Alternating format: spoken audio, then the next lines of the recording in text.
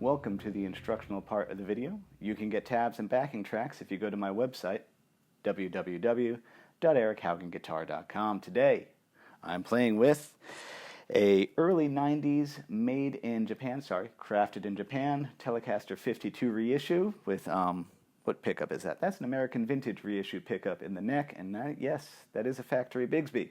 I'm running into my Silvertone 1484 with a Weber mini mass attenuator between the head and cab to give it a little bit of crunch. And any EQ or reverb you hear in the mix is done in post. That's what you're hearing. Now let's learn this thing. It's going to start with a giant Andy Summers chord, message in the bottle style. 1, 3, 5. Now, a lot of my students will try to go, hey, isn't this a power chord with a pinky out? You can, maybe.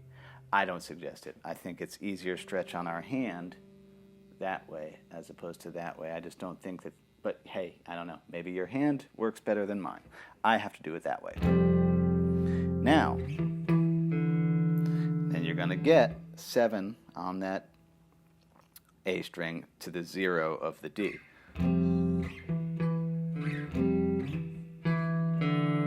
And that already to me is kind of a more post-rocky way to do things. I guess the principles of post-rock, or to me, for this arrangement, would be like I kept everything really low and minimal chord voicings without a lot of extra tones. And obviously, yeah, playing it on a somewhat dirty guitar. To me, that's what makes it post-rocky.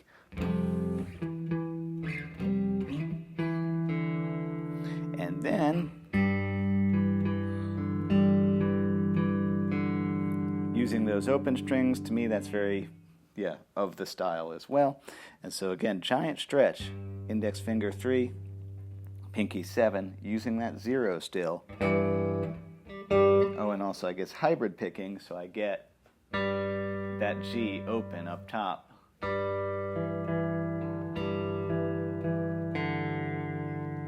And then I kind of harmonize the next thing, because it's really a G minor chord, so I'm doing a B flat chord.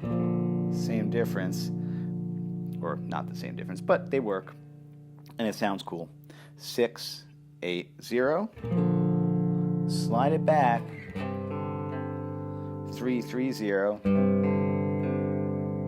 And then watch this. 2, muted out 2. There's the melody hiding inside. 3, 3, 1, F power chord. And then just another one of those F sharp 7s. Because in the real version it's a minor 7 sharp 11. But again, I was trying to keep it grindy and simple. So that whole opening.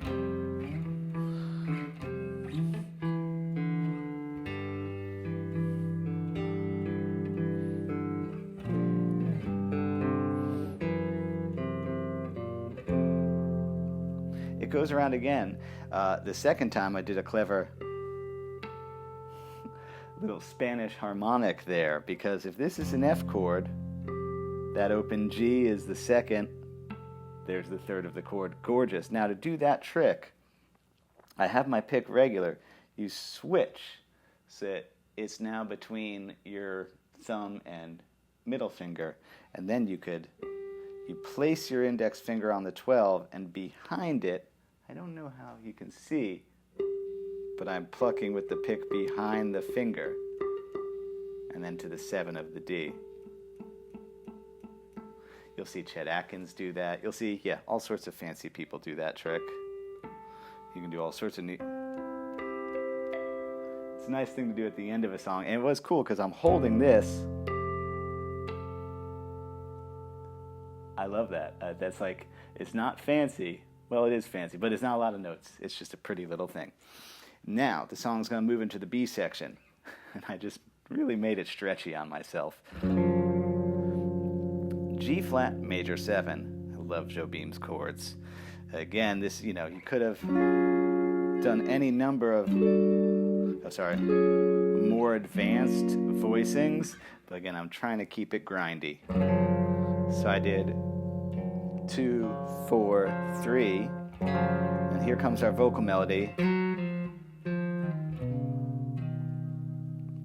So from there, on my D string, 4, 3, and then with my ring finger, because of where I'm going, 6, 3, 6, because I need my pinky free to land this B root note on the next chord, so I can get 6 and 4, and then, oh, not 6 and 4, brain, 7 and 4, then that's 6, so yeah, that.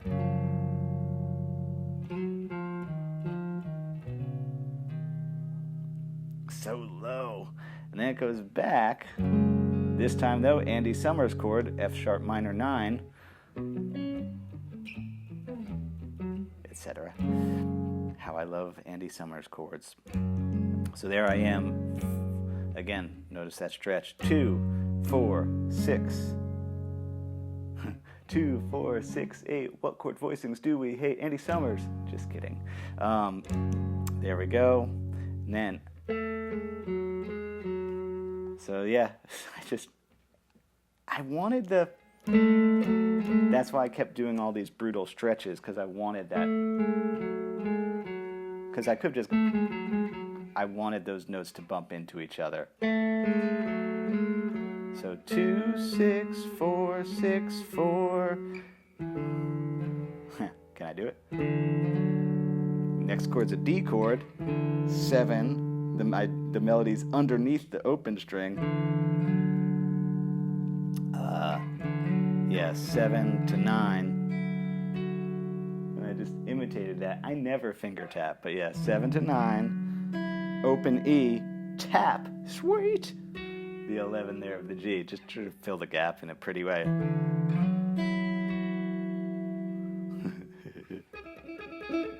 Silliness. I'm feeling funny today. And then, where are we? That was the D. Then it goes back to a G minor 9, Andy Summers chord. Same kind of thing.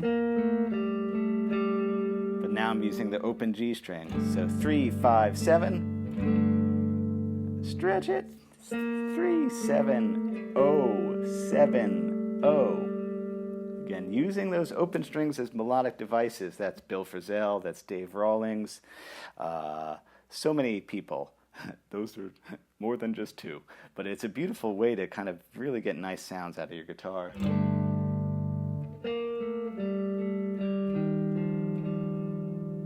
Just, yeah, lets it ring together. Whereas, because I feel like if I was doing a typical jazz arrangement, which I'm not very good at, I'm not a straight jazz player, it's very different. It's much more...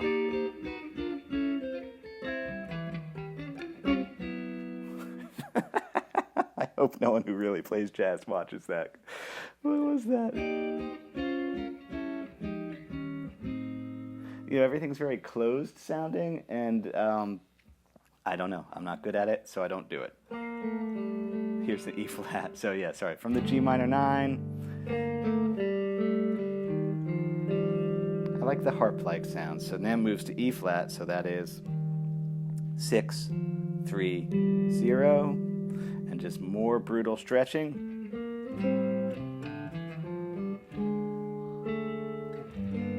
So let's look at that. That's 7 on my D, 3 on my G.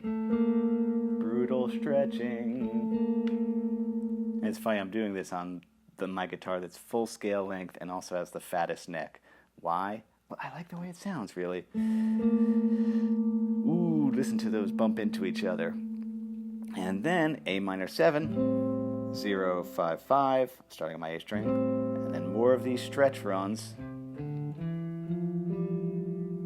3, 0, 7, 3, 0. Here's a D7 flat 5.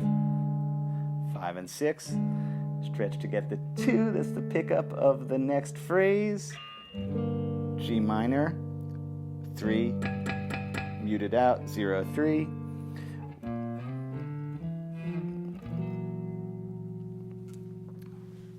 Okay, and what do we got here? 1, 3, 0, 7, 3. Yeah, 1, 3, 0, 7, 3. And then this weird inversion, which is back to really a 7 flat 5, a G flat 7 flat 5. Don't worry about it. It's first inversion of a 7th chord. 6, 7, 4, and then, what am I doing? An F9 in first inversion, F major 9. 5 is flat, index finger's flat, 5. Doop-a-doop-a-boo-doop-a-boo. 5, 7, 8, 5. And then drop it down to my root and third there. Not root and third, root and fifth. You know what I mean, maybe. I'm confusing myself. Good luck.